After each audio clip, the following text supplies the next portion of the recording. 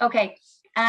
So James, we've got half people now logged in, so we're maybe going to go ahead and get started and let everybody else just join us in their own time, because I'm conscious of everybody's schedules. So are you okay for us to get started? Yes, I am very well. Thank you very much. Good, lovely to see you, and thank you so much for joining us from down under. Am I right? Or do you want to tell everybody where you're currently at in the world? Well, it's raining here for 4 days and we have floods, but it's 20 degrees and I'm in Australia. And I'm really enjoying it. People are looking at me running around in my shorts and a t-shirt, but at home you'd be running around with 6 coats on. Absolutely, and all the thermals, etc. So what part exactly, what part of Australia are you currently in, James? I'm Sydney. I'm in Sydney. Oh, lovely. Excellent. And you've been there for a while, isn't that right, so far? Since the 19th of December. Like that was here for Christmas. The day actually you and I, or the day maybe after you and I had met to have those couple of photographs taken. That's right. So you've been living the life down under since then. Well, thank you firstly very, very much on behalf of MCG Investments and myself for agreeing to take part in this morning's webinar. We are absolutely delighted to have you join us. Today is the first of our latest series of 3 webinars. So no better way than to start with such a irrepressible man like yourself, James. So this should be an interesting webinar for everyone listening in. So thank you for that. So it's all going to be very casual and relaxed, hopefully all been well. There's a few questions that we're going to put to you, a little bit about yourself and Hagan Homes firstly, and then we're going to dive into a little bit more about the world of property, and particularly in Northern Ireland, and some of the challenges that you and other property developers alike are experiencing. For anybody listening in, if you do have any questions that you would like to put to James, please feel free to put them into our chat group, and we will try to put some of those questions to James subject to time. We have already received some questions from various people who have already registered. So we will try to get through as many questions as we can. We're going to try to finish up within the hour, because I'm conscious of everybody's working day. But please do feel free in the meantime to put those questions in, and we'll endeavour to get them as quick as we can. So we'll just get stuck in, James. So for a lot of people maybe listening in or watching this webinar, some of them may not have had the pleasure of meeting with yourself previously, and maybe do not know an awful lot about you. They must have been living under a stone, mind you, if that's the case. But for the sake of anyone not knowing who James Hagan is, would you give us a little bit of background as to who James Hagan is, who the man himself is? A little bit about your background. Well, it's what time is it here? It's 9:30 at night here, and I'm on my 3rd glass of wine. So I just don't want you all to feel bad out there sitting in the cold of Northern Ireland. But I come from a wee town called Duch. I call it a city. I was born and reared there on the farm. Mum and Dad, Jim and Peggy, and I went to Ballytar High School, and then I was lucky enough or unlucky enough to be get my A levels.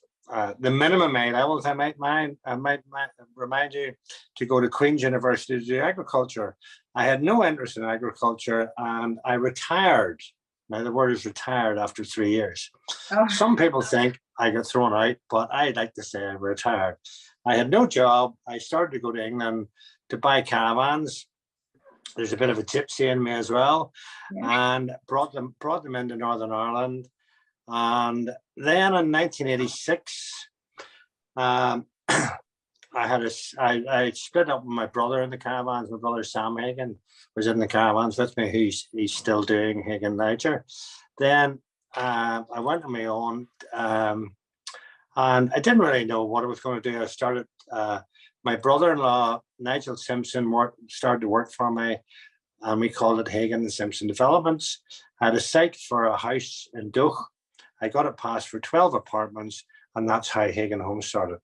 Oh, wow. And then in '96, my brother-in-law Nigel and I parted company, you know what families are like, but we're friendly again. Good. And he's building away on his own as Simpson Developments, and I have Hagan Homes. Excellent, very good. So that is where it all started some 34 years ago now. Yep. I had hair then. A lot of things have changed that has caused I have no doubt the stresses of that type of industry. And you mentioned your parents there, Jim and Peggy, who, am I right in saying, were a big influence in your life, and in particular maybe carving out the person that you have become today in business. Would that be fair to say? You don't realize whenever you're younger, I used to go to the markets with my dad and he was buying cattle and pigs and stuff. You don't realize what you're learning from watching your dad. He was the wheeler dealer. My mum was the business head.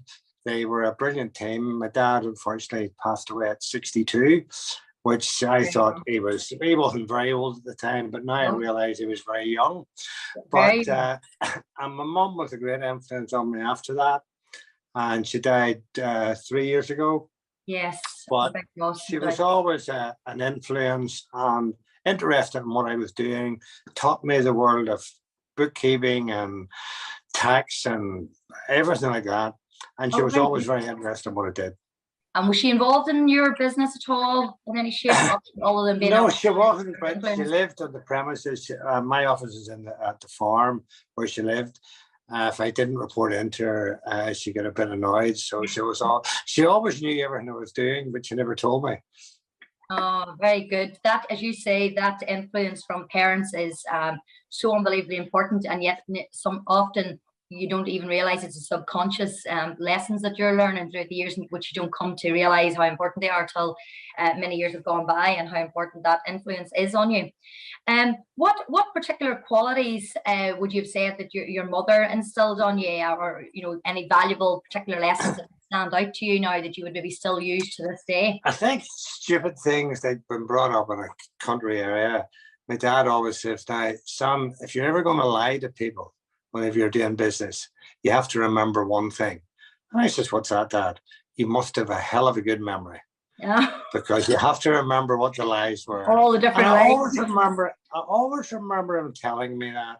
And it's just been straight with people and enjoying work. I feel that I've never worked a day in my life because it was enjoyment. And I feel that there's a lot of people out there, I'm not who am I to give people advice to, but if they're not happy in a job, move on to another job, because we're here. We're not here for a long time. We're here for a good time. I 100% totally and utterly agree with you, and that's very much similar to my own views. I mean, I have went through, like I'm sure lots of people listening in, so many different pathways of jobs, etc., which I didn't like and didn't enjoy. And life is too short when you spend so many hours in work. Whereas now I've found my passion, like yourself, in property, and feel like I've never worked a day since the start. It doesn't mean to say there's not stressful days, as I'm sure you've had, but that comes with life in general. Yeah, but you get on with it. Absolutely. And so, but you said there then, so the first property you bought, you converted it into 12 apartments. So where did Hagan Homes go from there then? Can you give us a little bit of background about the growth and the scale of Hagan Brown or Hagan Homes? We learned a lot from them. We worked out of a porta-cop next door to my mum's house, and I always remember the coffee cups were never cleaned. They were always dark brown inside. We didn't have a kitchen, but we were a very happy lot. And when we bought another site, we did a bit of contracting work and then we stopped that. And we walk before we run. And I say anybody that's having a business, don't try and set the world on fire. And whenever we're younger, we think, well, most people are younger than me now, but whenever you're younger, you think the bigger you get, the more money you make, the more successful you are. No, if you can keep a small team and run it very efficiently, you will be much happier and you will do very well. And on that small team, you do have quite a, for the size of Hagan Homes as a business, the actual core team is quite a small team of 11. Am I correct? Yeah, we have 11 people. They're absolutely brilliant. I can't say anything else, but they are brilliant. But they are, and some of them were with me from day one, from 1986, and they say I'm getting crankier, and I tell them they're getting crankier. but it's a loyal team, and we run it as in an old-fashioned way. All this politically correctness, I believe in it, that there's things have gone wrong with people being employed and things, but we have a bit of fun. And we joke with each other, and I think that's a lot to do with business, where we go into work and we want to go into work. Yeah, and you want to be comfortable and feel like you can have humor when you're spending, you often spend more hours in work with your colleagues than you do in your home, so you want to be able to have fun while doing that and make it enjoyable. Well, the fact that you've got employees that are still with you 30 years later, speaks volumes for you, James, obviously, as an employer. So you're clearly not that scary when they're still there. So something's working. It can be. And so a question, what would you say, or is there, maybe you're going to say no straight away, what is the single biggest mistake or lesson that you would say you, James Hagan, has learnt in business, for which you were solely responsible for? So you can't blame anybody else to take the fall. Is there anything that neither one is a mistake or equally a lesson that would stand out to you? Well, I suppose if we weren't on air, I could tell you a lot of mistakes, but I wouldn't want to say them on air. But the biggest mistake I made, I have a great saying, fail fast and fail cheaply. If you're going to fail, do it at the time. I invested in a business about 5 years ago, quite a lot of money, and I lost all the investment, lost a whole lot. And what I did wrong was, far away fields look green. Yeah. And I thought I've done very well. I can never make a mistake. We all can get overconfident at times, and you must have confidence. And I lost the investment. And, I think the best way to explain it is, far away fields look green. Stick to what you know best. We can change our ways and take a different fork in the road, but don't go into something you don't know anything about, because it doesn't work. Yeah. Stick to what you know best. That was a valuable lesson, no doubt, then. Yeah, very. Very good. That's interesting. Yeah, well, I mean, as you say, we're all capable and all will have, and no doubt will again make mistakes. I suppose it's just, as you've rightly so said, you made the mistake and you've learned a valuable lesson from that. So, you'll not go down that road again, which is, absolutely. We're now doing that every day, but it's a great. And if you don't make mistakes, you never get anywhere. You make small. That was the biggest mistake I've ever made. But I've made many mistakes. But it's another thing of saying, a bad decision is better than no decision at all. And I think that's what's wrong with the younger generation. They're not allowed to make mistakes. I know. Their bosses don't allow them to make mistakes. And there's somebody about to chop the legs off them. Like, and work, we have a bit of fun. Somebody makes a mistake and we never want to admit we make a mistake. And I would give them a bit of banter and say, well, I could say it much stronger than this, but you made a mess of that. And eventually say, well, I did. Well, what would you do the next time? Yeah. That's what is lost in life nowadays, I think, a lot. Yeah, I think it's probably a bit like, I suppose, the whole Instagram life, reality. It's where people are trying to strive for perfection, which doesn't exist. And that's absolutely correct. And it's not real. And it's something that you do fear for. I fear for my kids, and I'm sure for the younger generation coming along. Okay, so you're obviously just told us that you're currently in Sydney. Can I ask then, at the minute, are Hagan Homes starting to venture further afield? Are we starting to look at new builds in Australia, or are you solely there to enjoy yourself and enjoy that lovely sunshine? I know there's been a rain. No, well, what's Hagan Homes plans? I've been here about 3 years in a row. My partner Anne's son and granddaughter live here. I got her to invest in Belfast about 5 or 6 years ago, a few apartments and things. But I've been looking around here, and actually just on Friday, I agreed a site in Australia, south of Sydney. Okay. And it's like it's like being an 18-year-old again. I still have the backup from the team, but I've got a planning consultant, I've got an accountant, I've got a business, company set up, and I'm looking forward to it. And it's meeting people again. Maybe in a way I lost, because of the team and our business got bigger, I wasn't sort of talking to people all the time. that I would have been the way you were in the early days. Yes. And now I'm out here on my own, and I'm actually enjoying. I love the Australian people. There's no bullshit shit out of them. There's no class system out here, generally speaking. And people are and I've met a planning consultant, and they have the same problems out here that they have at home. 90% of the regulations here are the same as at home, but they have slightly different problems. And I'm actually quite enjoying it, and I'm looking forward to developing a site out here. And so how many units is that particular site for? Well, actually, it's the old walk before you run. It's a site for one unit, and I'm getting it passed for 2. I'm looking at another one, which is 1 unit getting it passed for 4. And that's what I say to anybody out there, if they're starting up a business, walk before you run and make all your mistakes in a small way. Yeah, well, that's really good, because I suppose that'll give you an idea and a feel for how all systems work out there. And I'm sure, which we'll come on to shortly, no doubt, Sydney, Australia will have their own challenges of sorts, whatever that may be, similar to Northern Ireland. And so I suppose if you start small, you can find out about those along the way without it, without it being a huge fall. It's about multiple units. It's about 2 hours south of Sydney, but Sydney I compare to London. London, I have always said, is a different country because of the price of property. Sydney's the same, but if you go outside, Sydney itself, there's more normality. What I would say. Okay, excellent. That'll be interesting. So it's a case of watch this space till we see the Sydney branch of Hagan Homes develop over the next few years, possibly.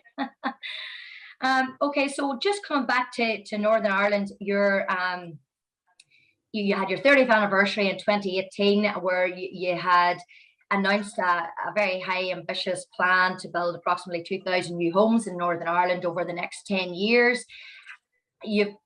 Fast forward, that plan was in place. Then we come to September 21, 34 years in business. On the face of it, Hagan Homes are still going strong. And then all of a sudden in September 21, the bombshell announcement comes that Hagan Homes are pulling out of Northern Ireland market in terms of building. Can you bring us up to speed and give us some of the contributing factors that led to that announcement, which obviously shocked quite a lot of people? Well, one of the things that led to it was, I have a great saying, I've had too many birthdays. And I never did suffer fools gladly, but my patience just run out. And I felt for the ones in work that were chasing after people.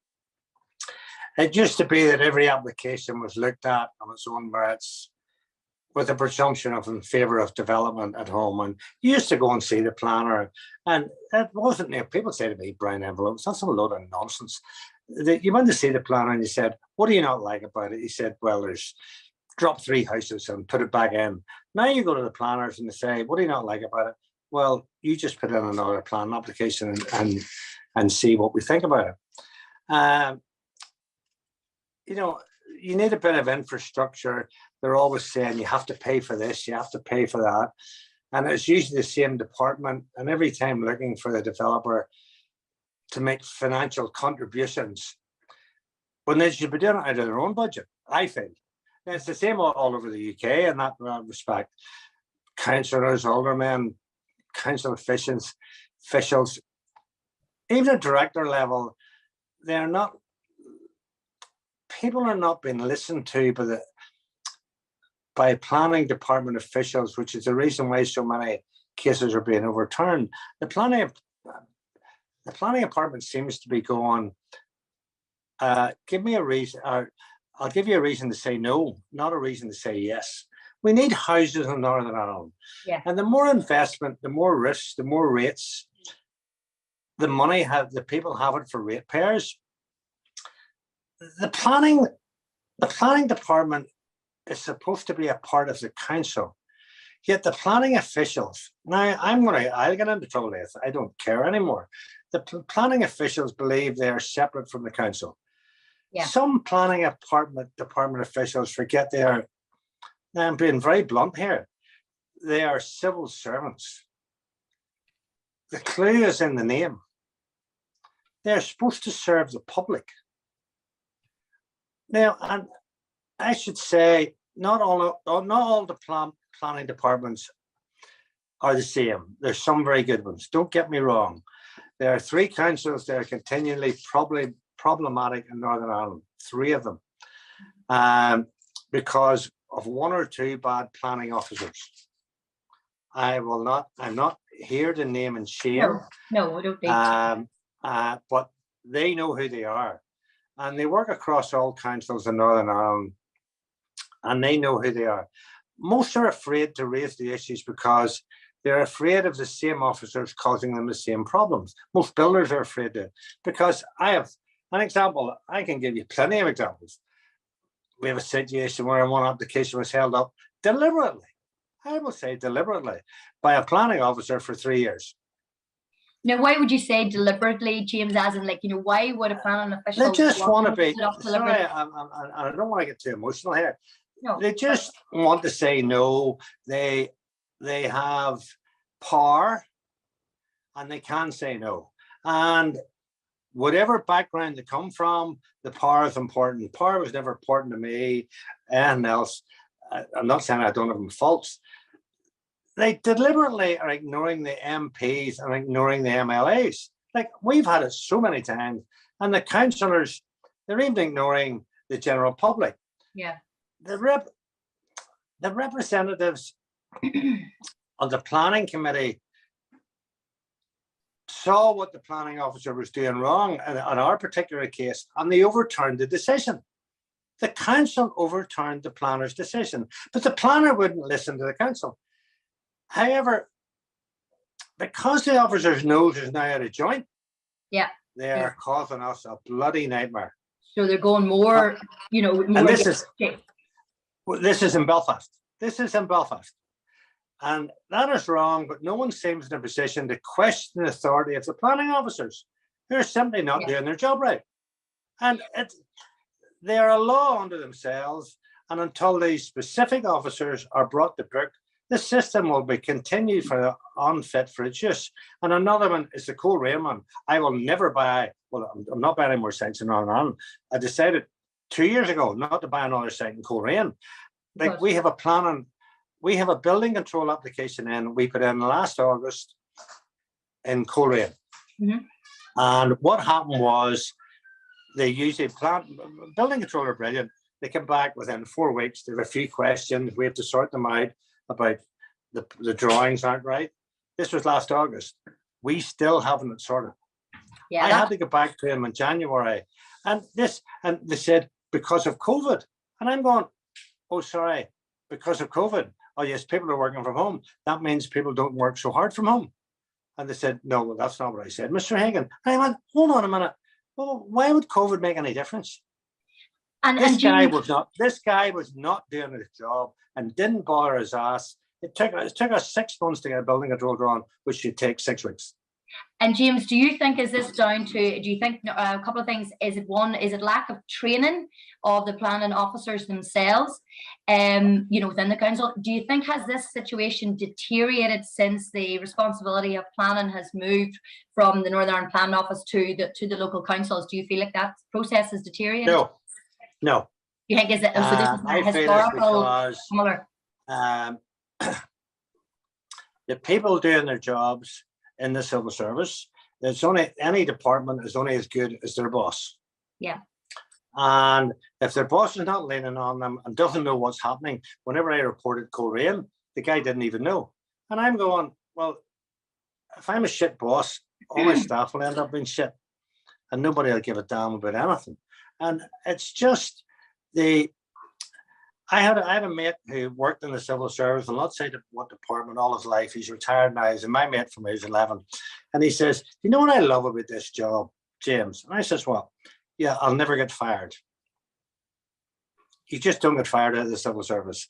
And they're not answerable to anybody. And I know it's hard to make people redundant, but there is really, the majority of people are good workers in the civil service. Yes. But there's a big percentage who don't care. Yeah, there seems to be a real detachment where people that are actually carrying out the planning job don't seem to really be in touch. It's not completely gelled together where the right hand's talking to the left hand. And I'm sure that you have, James, I'm sure maybe you've seen or you've at least heard of the recent report carried out by the Northern Ireland Audit Office, which very clearly indicated that that pretty much the Northern Ireland planning system isn't working efficiently.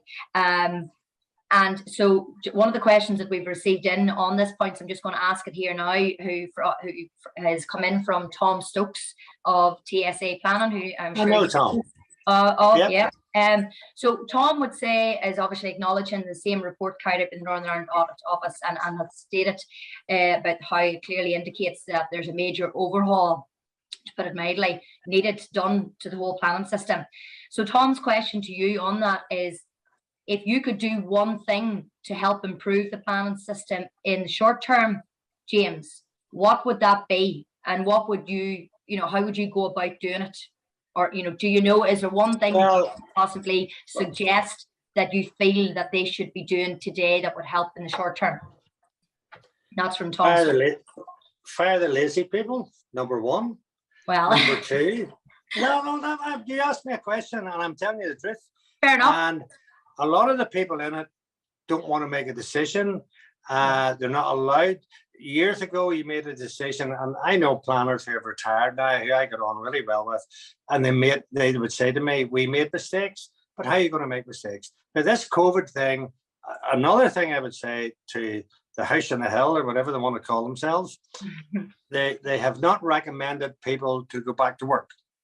No. Back to the office. What a load of nonsense I have never heard in my life. If you want to learn to do your job, you learn it in an environment where you're talking to other people and you say to your guy on the other desk, it's like, I have a problem here. And I'm not saying they should be back 5 days a week. My staff wanted to come back and they want to come back. I think a lot of them are back 5 days, some of them are back 3 days. How are you going to learn to do your job if you're sitting at home? And the other problem with them sitting at home is, which really, really upsets me, one guy I know, I said to him, he said, I'm saving a lot of money working from home. And I said, you don't have to travel, you don't buy lunches. No. I don't have to pay for childcare. You have 3 kids under 5. How can you work? How can you work? You know what I'm talking about. How can you work from home? Now, the Bank of England, and I'm saying this to people in Stormont, and they'll not like me for it.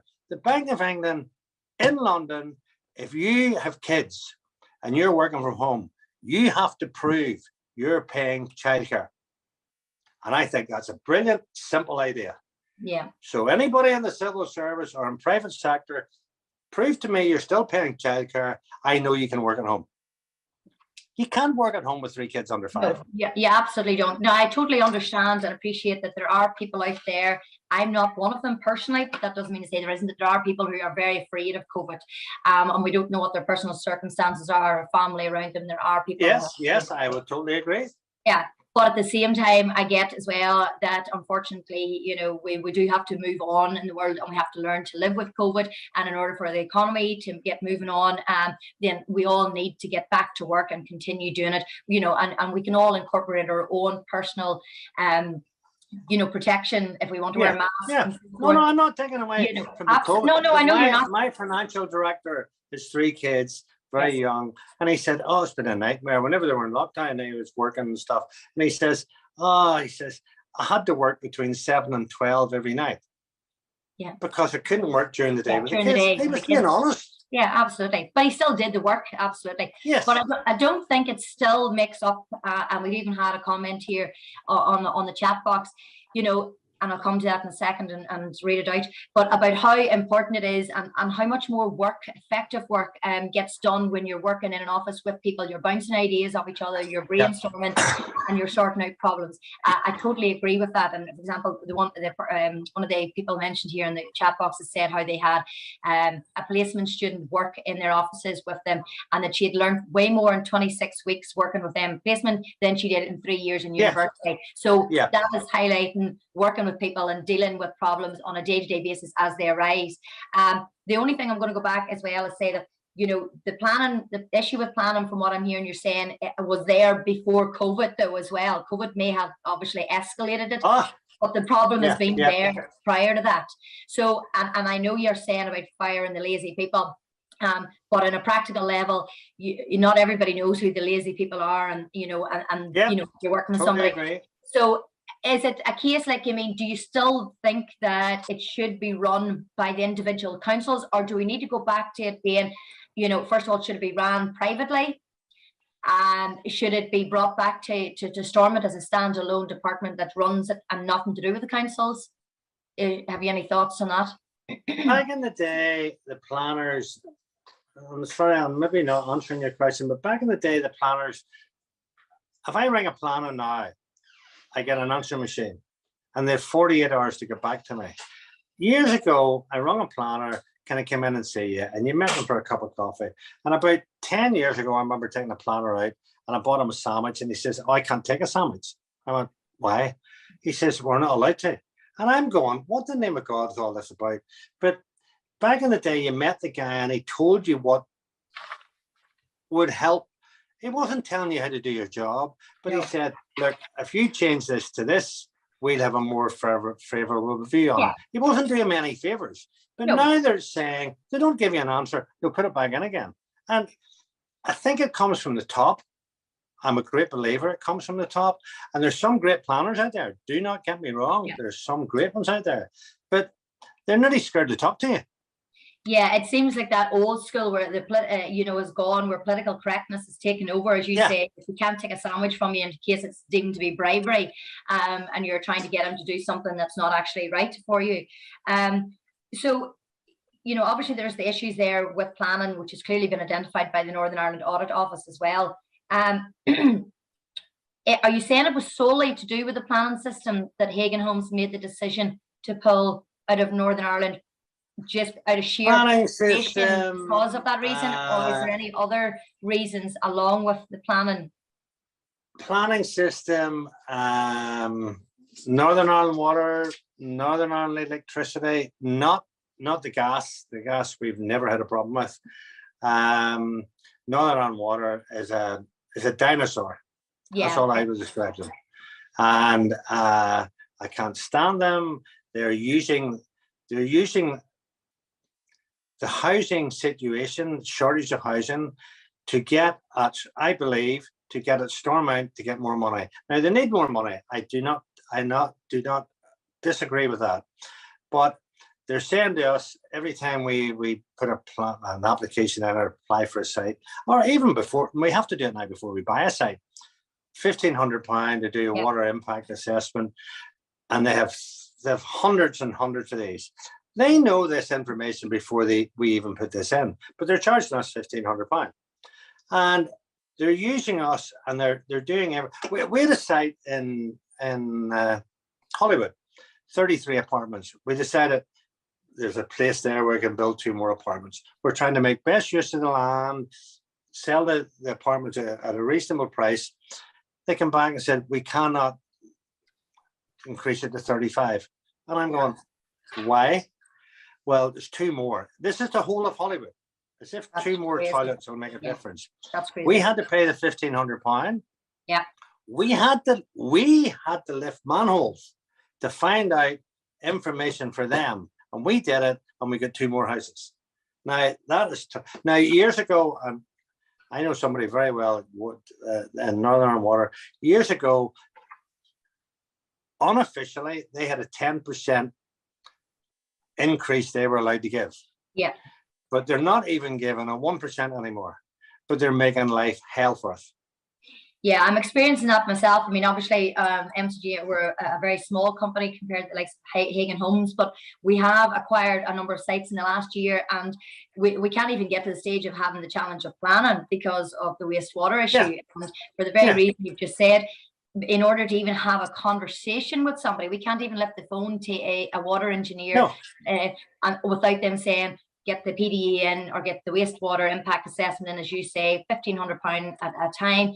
It just seems a ridiculous situation. And as I've said, and we know people we're dealing with in Northern Ireland Water here, very good people and very hardworking people.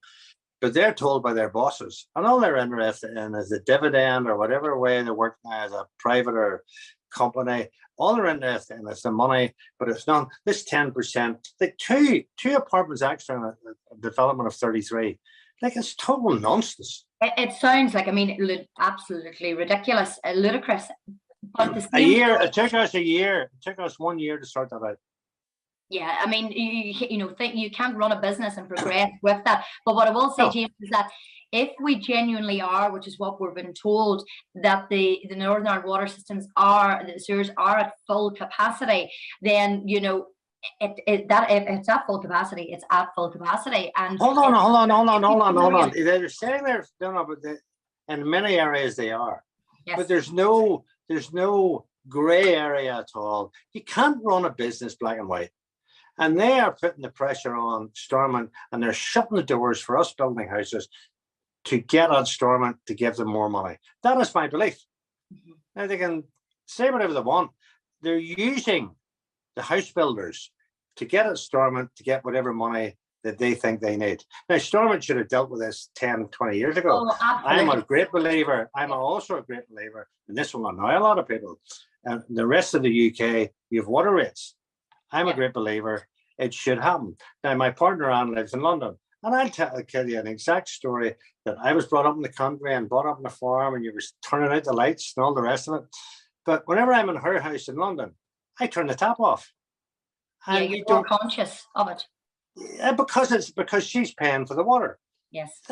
The people at home, I don't think of that whenever I'm at home, and that's me personally. Yeah. They have to have water rates at home. Yeah, I mean, I probably personally would be, and I know it's not popular, probably would be of the same view that I do think we need to pay for them for the exact reason that because of what we're in now. The only problem is that we're 10 years too late talking about this, because even if a blank check was given to Northern Ireland Water tomorrow, you still wouldn't be able to resolve the problem and have the infrastructures in place to remedy the problem we're facing. I mean, again, and so another question on that point, which I'm going to put to you, that has come in from Paul McAlean of MC Public Relations. Paul has asked, but James, what would you do if you were in charge of Northern Ireland Water today? And obviously you're saying that's another one of the reasons that you've had a pull out of Northern Ireland. But if you're in Northern Ireland Water, have you got any suggestions that you would like to, you know, that you would like to put to Northern Ireland Water? Paul never did like me, you know. No. Well, that's for another day. No, I don't know. That's a joke. Northern Ireland Water are ruled by how much money they make, and I don't know how you cure it. It's all about money. Yeah, totally. They've proved it with everything they're doing with the developers, and they're making excuses for this, that, and the other. They're not spending any money on infrastructure. They haven't done in the last 20. They'll deny that, but they could have spent. They're paying out big dividends. They're paying out money to their investors. It's about pleasing their investors. That's my belief. Yeah. I'm sure I get a lot of nasty phone calls tomorrow, but I don't really care. No, at the end of the day, you're entitled to your opinion 100%. Yeah. And, you know, and one of the objectives and one of the reasons why I reached out to you to speak to you about this is because you'd obviously come out and said that you're pulling out a building in Northern Ireland, which to me is an absolute travesty, should not be happening. In one hand, we have our politicians telling us how bad the problem is with the shortage of housing in Northern Ireland. Obviously, it's a UK-wide problem as well, but here in Northern Ireland, so they're telling us about how they're trying to tackle this housing shortage supply, and yet then there's property developers like yourselves who have huge ambitious targets to build home to help solve that problem, and yet then you're stopped in your stride and you just cannot move forward. We own sites at the moment where we can build 200 houses. You have what, sorry? We own sites at the moment where we can build 200 houses. Okay. We have other sites as well. These 200 houses we cannot not build for at least 3 years because we can't get sewage. 200 houses where we could go on the site tomorrow and build. Yeah, that because of this. Now, the Northern Ireland Water need money. Don't get me wrong; they need money. Yeah. But I don't believe if they would invest their money a bit better, that they need as much as what they're using the house builders for. So, and do you think sitting now today is there any solution in the short term to help the likes of yourself move forward with that? Because today obviously is about calling out these issues and challenging, you know, the various statutory bodies about getting resolving this problem. But at the same time, we also have to, instead of just doing a blame game, we also have to kind of come up with suggest solutions and how we all together as stakeholders can, you know, maybe come together to help progress things forward. Around the table meeting with bigger house builders, Northern Ireland Water and MLAs, there's nowhere for anyone to run. And that's what I would say. Get them round the table. Everybody's sitting there answering their questions. Yeah. And I can accuse this one of this, and he can say, no, you're talking nonsense. Unless you get them round the table, there's nowhere for any. Like it's a bit like work. You know what it's like. If you have a problem at work and they're each blaming each other, bring them into a room. Right, folks, what's the problem? That's actually a very good idea. Yeah, I mean, let's just. It's simple. It's simple. Yeah. So have it. So you'd be in favour for coming back and sitting down at roundtable talks with other developers and the various planners, head of planning, head of Northern Ireland Water, etc. Yeah. Okay. Oh no, that would be. As I say, there's nowhere for anybody to run. And as long as people don't take offense, if I say, like, you're talking nonsense to you in that meeting, you say, hold on, I'm not, because A, B, and C. It's gone back to the old ways of sitting down, sorting the blooming thing out and getting on with it. Yeah. Rather than everybody blaming everybody else. Maybe I sound as if I'm blaming everybody else. And I am. Well, I can't get meetings with people. Yeah, I think what you're doing is brilliant, and you know, I certainly, you know, applaud you for coming out and saying it, because I think part of the problem is that not enough people are talking about it, and they're not calling out the various statutory departments on this, because we all collectively need to be calling them out and getting this moving, because, you know, we've been too long that the Stormont has been reactive instead of proactive, and now look at the mess we're going to end up in. But what Stormont doesn't realise is, whenever, and I don't care anymore, I honestly don't care anymore, that I stand up and speak, we are getting crucified at the minute because I've stood up and spoke. Mm-hmm. And I don't care. I says, well, I tell you, do, just get on with it, boys. We'll fight. We have a lot of sites to do for the next 5 years, which we're going to build out. And we're fighting over all of them. But I don't care. Like, everybody's blaming everybody else. And life, you can't get on with life like that. You must stand up and just say, like, we have cases where, and maybe if I was a civil servant and I had some builder give me a hard time and went in media and said this, that, and the other, oh, I'll get him the next time around. They're going to run out of customers. Yeah. And that's what I just don't care about anymore. They put you to the bottom of the list. And it's a fact. We have cases where we can prove it. Yeah, I mean, that's not a good situation, and certainly not the way you want a business running. And I'm sure Northern Ireland Water and Northern Ireland Planning would not want it to be described like that either. You know, there's something fundamentally wrong with both. You've said there, just to mention again back, that you've got a number of sites to keep you going for the next 5 years. So just to clarify, Hagan Homes are going to continue completing and finishing out. Oh yes, and I don't want anybody that's got houses. We have the NHBC have the 10-year guarantee. We're still working away and completing the sites. I would love that it could change in the next couple of years, and we would end up still being there in 10 years' time. I'd probably not care too much about it, and I might not even be here. But you are now. You're not. but what I'm saying is that Northern Ireland has been very good to Hagan Homes. And I feel that we have regenerated a lot of areas in Belfast. And we went to a lot of areas where people said we were mad. Yeah. And I would love to get back into that situation again. We work very well with the housing executive, and we've built all these houses. But I would love to buy property again in Northern Ireland. And I think it could be sorted, but I think the MLAs have to turn around and say to the civil servants. Look, hold on a minute. We need to do something about this.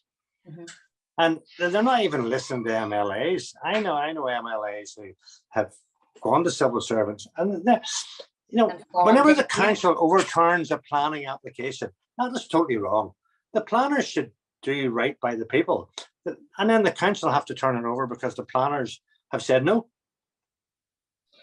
Yeah, I mean, that just what you're saying there is right. I mean, your history, the communities that Hagan Homes have gone into to work, what you've done for Northern Ireland, let alone the huge charitable contribution that Hagan Homes as a company and the amount of charities that you guys have supported in the last couple of years has been simply outstanding and absolutely incredible. And you've built, I'm reading some of them out here, the places that you have built your homes in, Rathcoole, Kiltully, Strathboyle, in areas that maybe people would have never even wanted to go near, yet you have done it and they've succeeded. You've got obviously the development there, 76 South and Donegal Road, as you say, 20 years ago nobody would have went near that. No.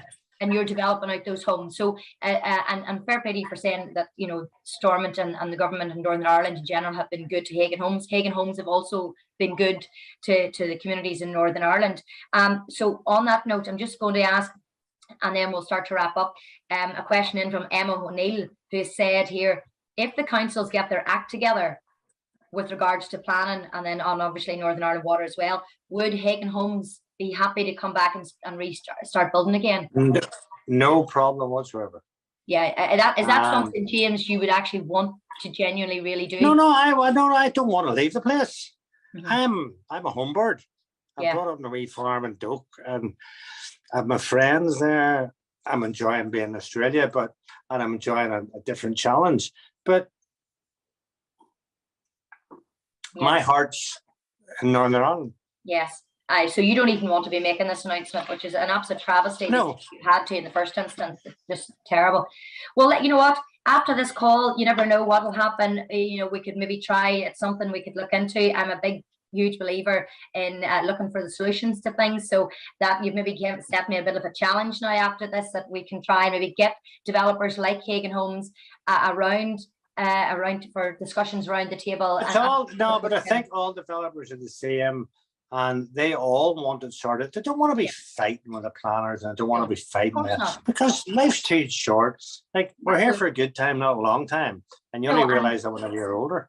And you can't, and we also can't sit back and say, oh, well, that's the way it is, and you're not going to be able to change it. If we all individually say we're not going to be able to change it, then certainly nothing will change. So I think if we all come together, as you rightly so say, in a very simple exercise, granted, I know there will be people listening going, good luck to you trying to get those guys on the phone. Well, that's fine.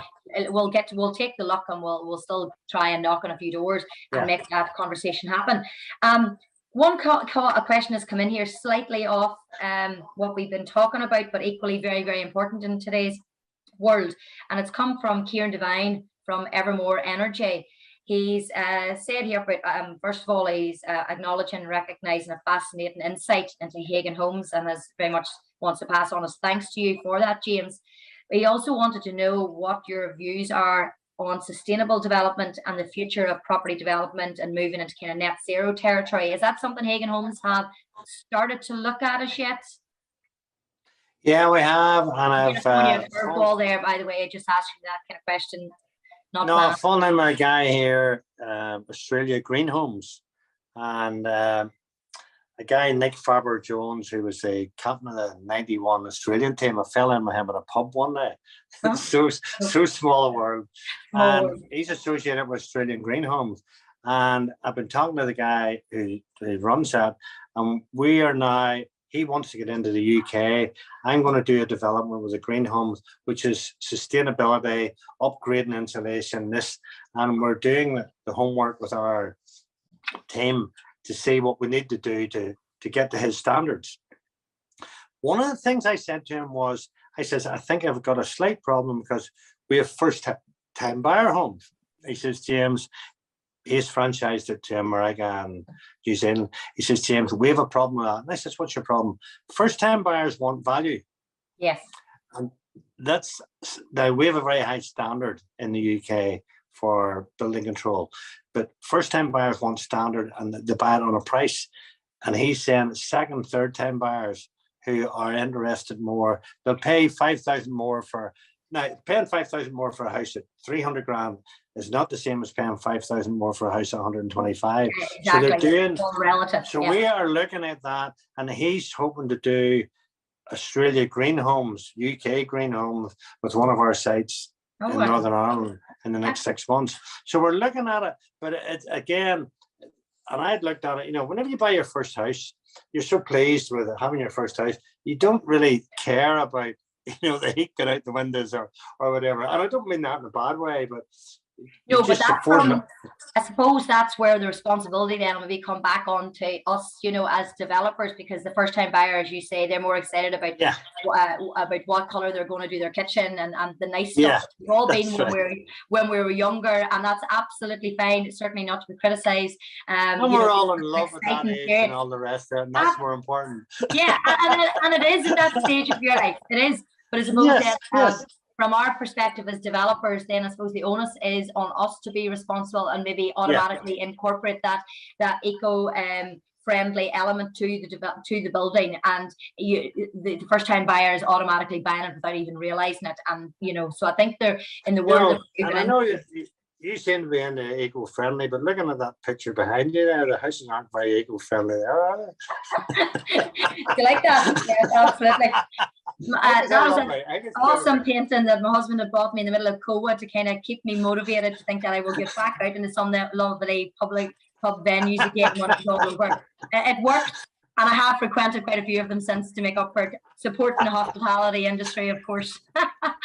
Well, James, I'll probably kind of come near to the end of it. I'm going to wrap it up here now. We've hopefully, I think we have got to ask a lot of the questions that people have put to us. Some have come through. We haven't had to, but I'm conscious of time. We're almost coming to up on the hour, and I know you're trying to hold off. I was going to say, and you have a glass of wine or possibly a bottle of wine there to get finished up on. So I don't want to hold you back from that. Your story, the journey about James Hagan as a businessman and the company Hagan Homes has been absolutely fascinating to listen to and great insight. And I personally like to thank you very, very much for coming on today. And one thing, sorry, I'm interrupting you. One thing I would like to say, just they're saying about interest rates going up on mortgages and things. Yes. And people are panicking and not knowing what's going to happen. And this is maybe a biased opinion, but mortgages, 80 or 90%, I've just checked up, of mortgages are fixed for the next 2 to 5 years. Yes. And I don't think in the short term interest rates going up are going to affect a lot of people. It will, but they're not going to go up that much. And there's a bit of scaremongering going on. Now, if they go up to 5 or 6%, yes, people have a right to be concerned. And the other thing was the rated houses. They're bringing in a new law about rentals. You have to be EPC rated. I think that's a good thing as well. Yes, absolutely. Rental properties. And I think people out there shouldn't be panicking too much because people are saying it's £5,000 or £10,000 to upgrade your house so you can rent it. I don't think it's as bad as that. I think if you do a lot of the basic things like insulate the roof space and things, and I'm just saying that to other people who may be listening, that check up on that and see what they need to do to upgrade them. I think in the world today, we get all the scaremongering. There's never good news. No, there is, and that's what the media like to report on, and you have to kind of filter it down and read between the lines that it's maybe not as bad as it's been made out to be, and focus in on your own specific area and what we can do. Well, I mean, it's been a really good, candid conversation with you, James. You very much relayed and communicated your own frustrations on behalf of Hagan Homes, and obviously your frustrations with maybe the public servants maybe not working. There's lots of things to be discussed, and I really hope that other developers out there possibly listening in or hear of this, that maybe we can have more honest conversations like this with the relevant bodies, with the view to trying to progress Northern Ireland forward. Because I personally am a big supporter of Northern Ireland, love Northern Ireland, and really want the housing market to grow and progress a lot better than it has been. So I think together, if we can all come together to chat about this, we can maybe look at how we can move things forward and improve the situation. I think it's come back to what I said. get everybody around the table. Yeah. And throw Simple. it all out. And don't get insulted if I say whatever or somebody says something. Like it's problem solving. It's not problem making. That's exactly the note that I'd like to end on that, because that's solely what the objective of today's conversation was. I wanted to highlight the challenges that are really frustrating us all, but then to also talk about how we can resolve it and what we can do.